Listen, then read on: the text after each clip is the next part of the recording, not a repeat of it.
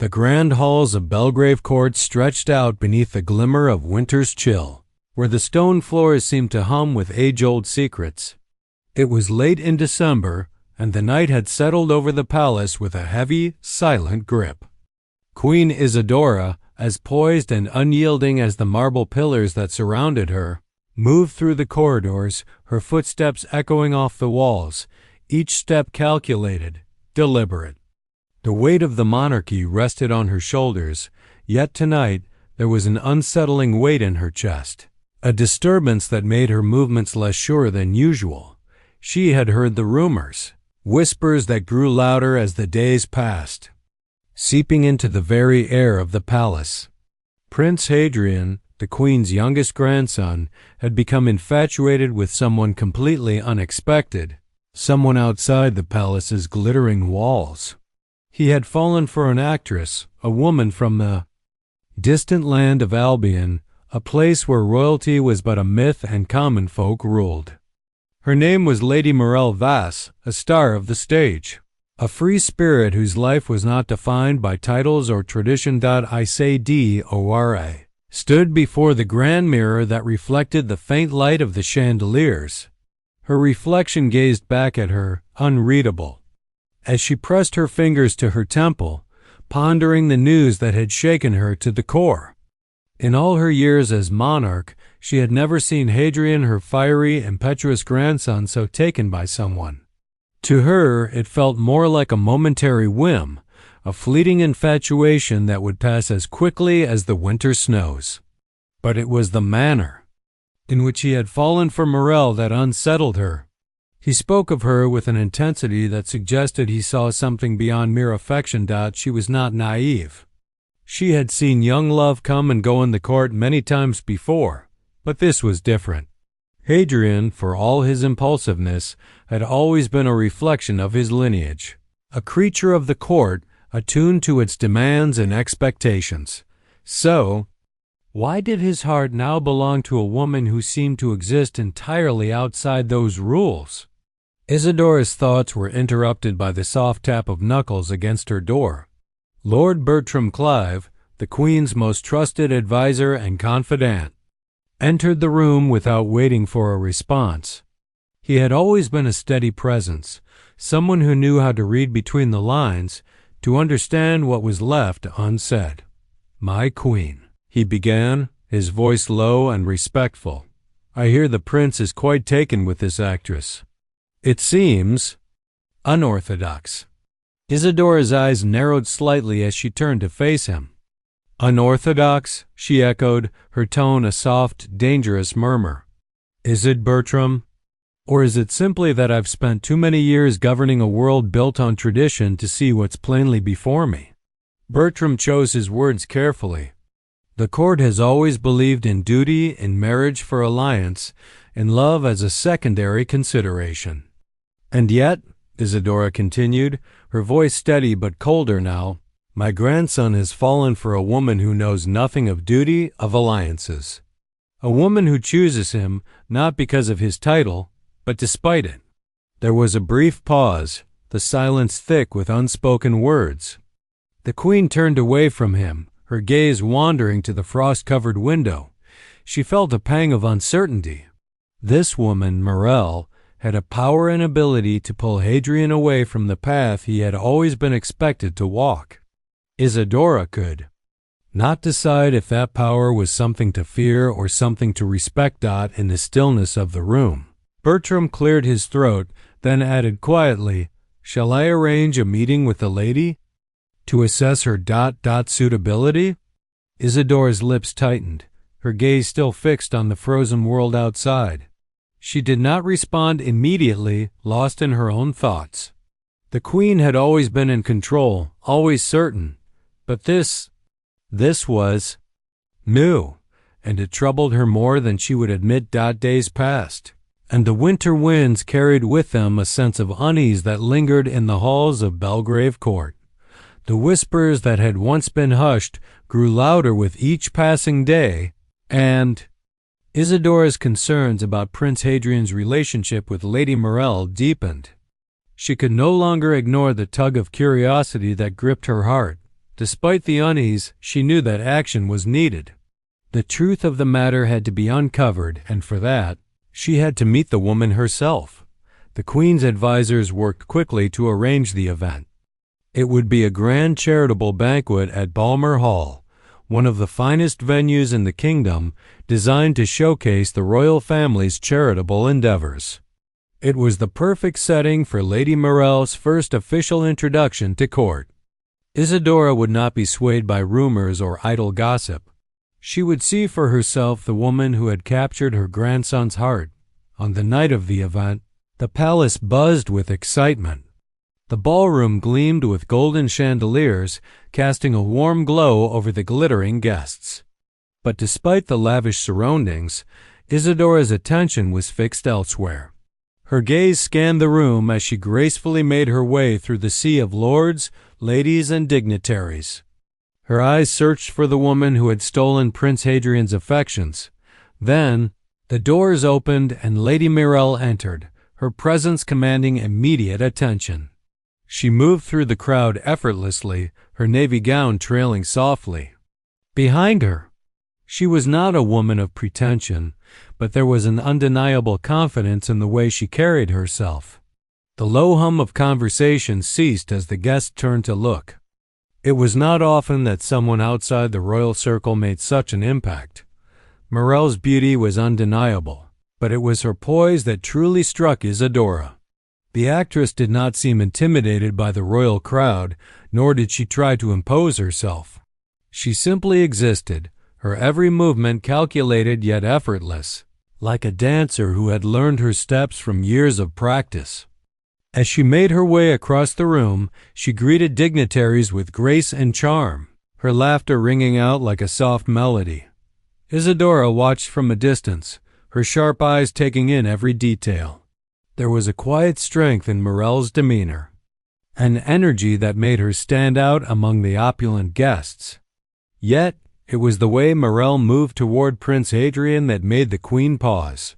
She saw the way the prince's face lit up as he approached her, the way his hand reached for hers. Almost instinctively. It was more than affection, it was adoration. A level of admiration that Isadora had not seen in her grandson before. As the evening unfolded, Isadora found herself struggling to maintain her composure.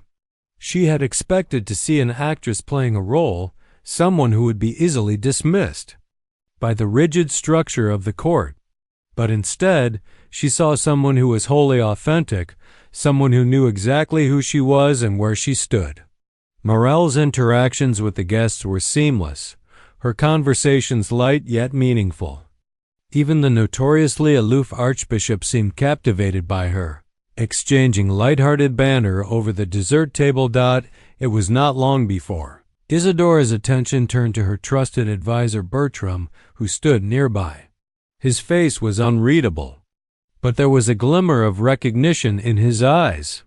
He had been watching Lady Morel with a certain intensity, as though studying her like a rare and delicate creature. Isadora did not need to speak. Bertram had always been attuned to her thoughts.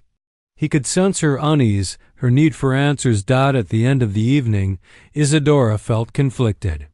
She had seen enough to know that Lady Morel was not the simple outsider she had initially imagined.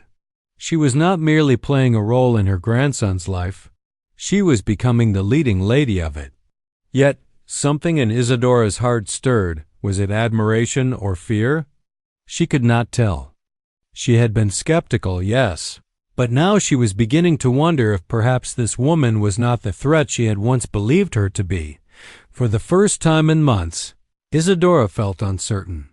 Would this woman bring her grandson happiness, or was she a dangerous wild card in the carefully controlled world of the monarchy? The evening had raised more questions than answers, but one thing was clear. Isadora could no longer remain distant from this woman, nor from the future that seemed to be unfolding before her eyes. The days following the banquet were filled with an unsettling quiet. Queen Isadora found herself lost in her thoughts more than ever, her mind often drifting back to the events of that night. Lady Morel's presence, her ease in the royal circles, and the unmistakable affection between her and Prince Hadrian had left an impression on Isadora that she couldn't shake. The Queen could no longer dismiss the actress as a mere passing fancy for her grandson. The connection between them was undeniable, and it troubled her more than she cared to admit. One evening, after the royal court had settled into the quiet of night, Isadora found herself drawn to the private library in the East Wing. She had not been here in years, but the old leather-bound books and ancient records called to her as if they held the answers she sought. There was something about the weight of the past, the knowledge hidden within these walls, that made her feel grounded.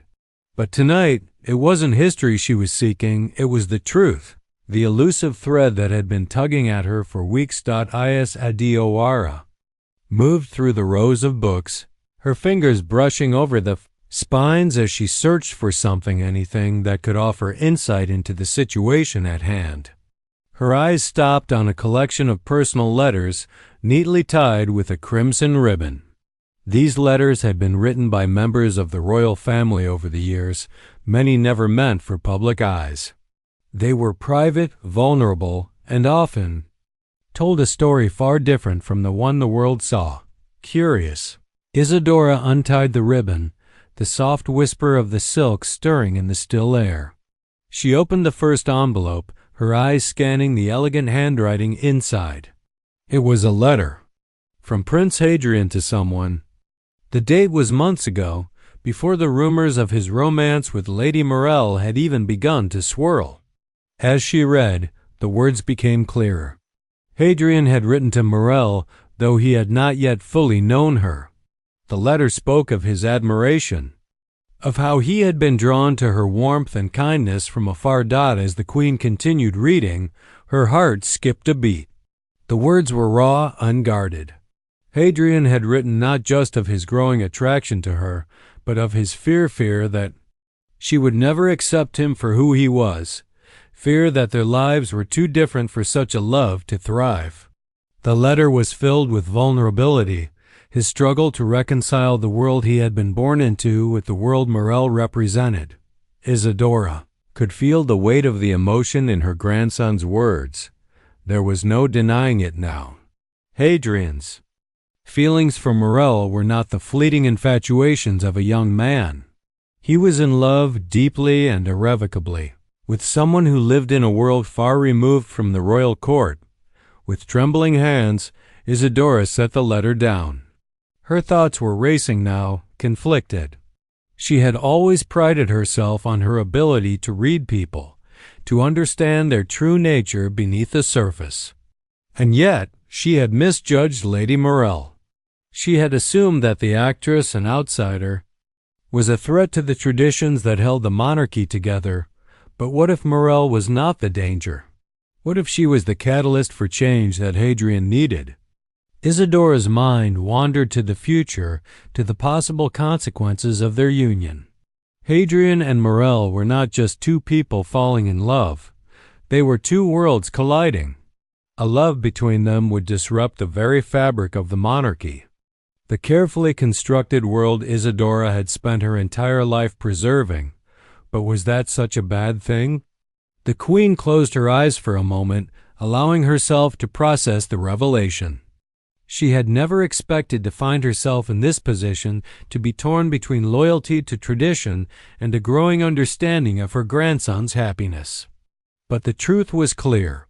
Hadrian was determined, and Markle was not the frivolous distraction she had first appeared to be.